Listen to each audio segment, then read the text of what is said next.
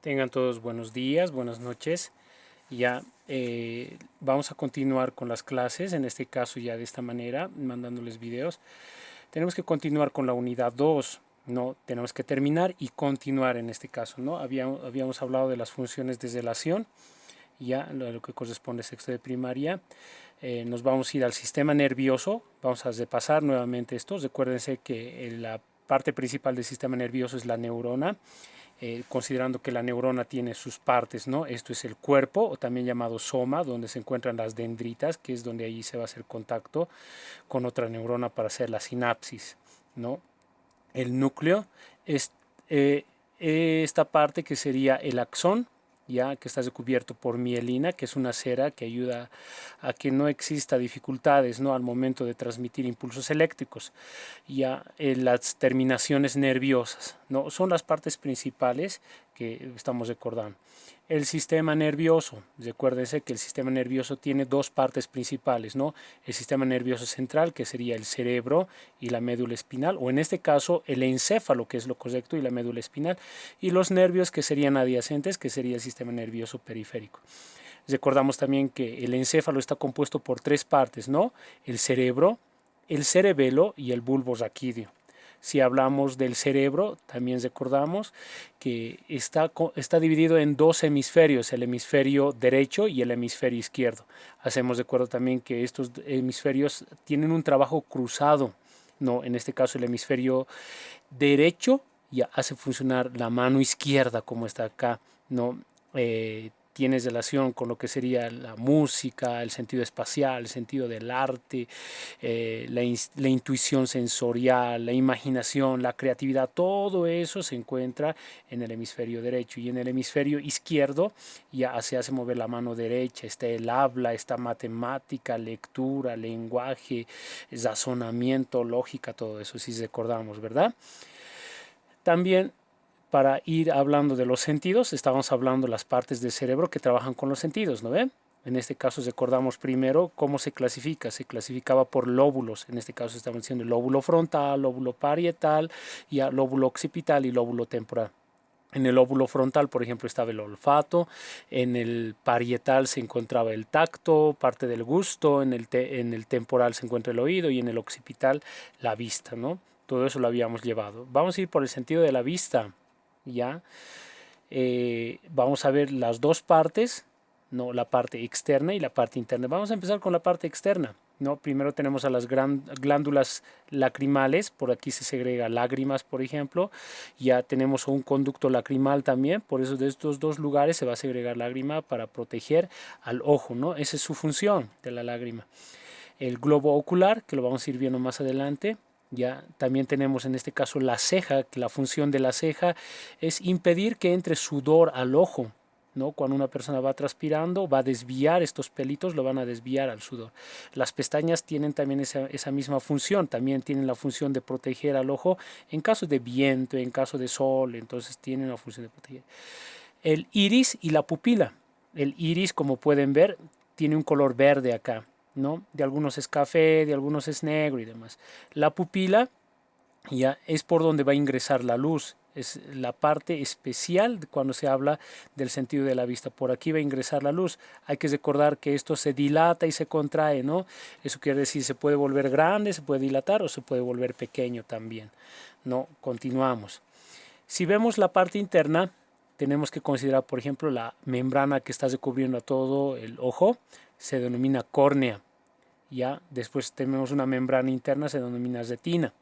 Aquí tenemos nuevamente al iris, en este caso ya de color celeste, a la pupila, ¿no? Cuando un objeto es reflejado con la luz va a ingresar por aquí y tiene que tener contacto con lo que sería el cristalino. El cristalino ya es un pequeño órgano que parece un lente, parece una lupa. Cuando se refleja acá, este es el que va a trabajar. El cristalino va a trabajar y va a mandar la información al nervio óptico. ¿Cómo? De la siguiente manera. Por ejemplo, acá vemos una manzana. Esta manzana, al tener contacto con la luz, ya va a brillar y va a ingresar por la pupila, no va a llegar hasta lo que es el cristalino. El cristalino lo va a reflejar muy similar a lo que es una lupa, al revés se va a reflejar. Pues recordábamos esto, decíamos, todo lo vemos al revés, ¿no?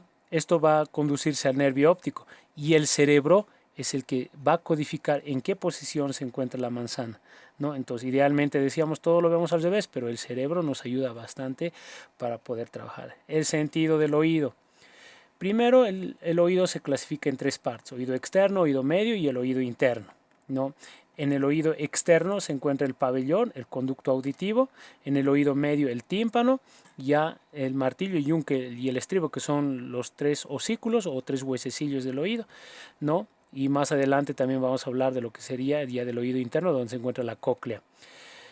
¿Cómo funciona, no, estas partes? De la siguiente manera. Ustedes ven, el sonido son ondas. El pabellón se encarga de recibir como un embudo a estos sonidos, ¿no? A estas ondas. Estas ondas son pequeños golpes que van a ir golpeando al tímpano. El tímpano va a vibrar cuando van a recibir, cuando va a llegar estas ondas. Va a hacer mover al martillo. El martillo va a hacer mover al yunque y el yunque al estribo. Y el estribo va a hacer mover la ventana oval. En la cóclea, recuérdense que hay líquido. Ese líquido se va a mover y va a ir en contacto con lo que sería el nervio auditivo, ¿no? Para después el cerebro codificar qué tipo de sonido es, si es agradable o desagradable. En el sentido del gusto, ya lo primero que tenemos que recordarnos en este caso son las partes. Se pueden ver aquí adelante, la parte anterior, la parte delantera de la lengua, recibe todos los sabores dulces. Por eso es que si ustedes hacen la prueba y traen un caramelo, lo llevan a esta parte de la lengua, no se va a percibir el sabor. No, el dulce se percibe en esta parte. Al lado, en estas dos partes superiores, ya se encuentran todos los sabores ácidos. Aquí está la percepción del sabor salado, perdón. El salado, ¿no? Inmediatamente al lado del dulce. En la parte superior del salado se encuentran los sabores ácidos. Y en la parte media, el sabor amargo, ¿no? Entonces hay que recordarse, esto puede ser pregunta de examen. Dulce, salado, ácido y amargo, ¿no? ¿Quiénes trabajan? Pequeños órganos llamados papilas gustativas. Las papilas gustativas son órganos que van a recibir los sabores. Los sabores no son nada más que compuestos químicos. No, estas papilas se llaman papila fungiforme porque parece un honguito, ¿no? Por el término fungi. Papila caliciforme porque parece un cáliz, el cáliz que manejan en las parroquias los padres, ¿no ve? Papila filiforme porque son filamentados acá. Ya, papila coroliforme porque tienen forma de corales, y la última que estuviera distribuida por la lengua sería la papila en botón. No, nos vamos al sentido del olfato.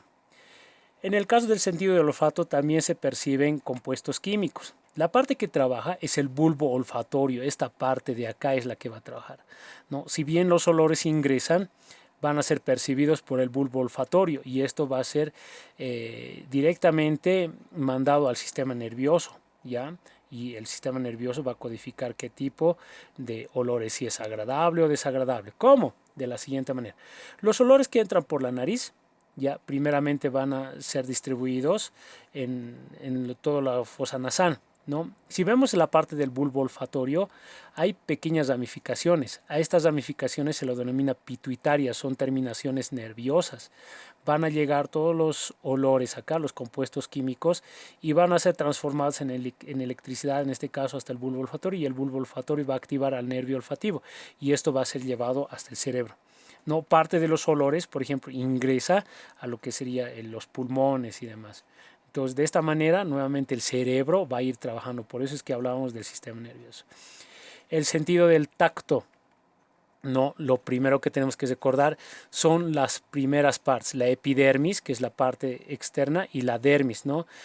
En estas partes se va a encontrar todo lo que serían los componentes que estamos viendo ahora, por ejemplo los vellos, las glándulas sebáceas, que es donde se encuentra grasita, terminaciones libres, ya la glándula sudorípara, los vasos capilares donde se van a encontrar venas, arterias y demás por donde circula sangre, ¿no?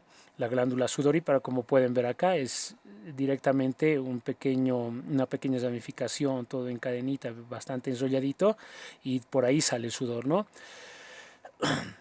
¿Quiénes trabajan en acá? En acá trabajan otros pequeños órganos denominados corpúsculo, ¿no?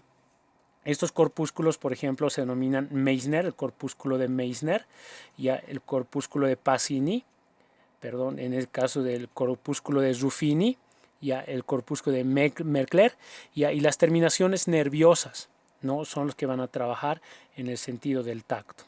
Eso es todo lo que estamos llevando, espero que hayan entendido y cualquier duda vamos a estar dispuestos a responderlo más adelante. Se van a cuidar, hasta luego.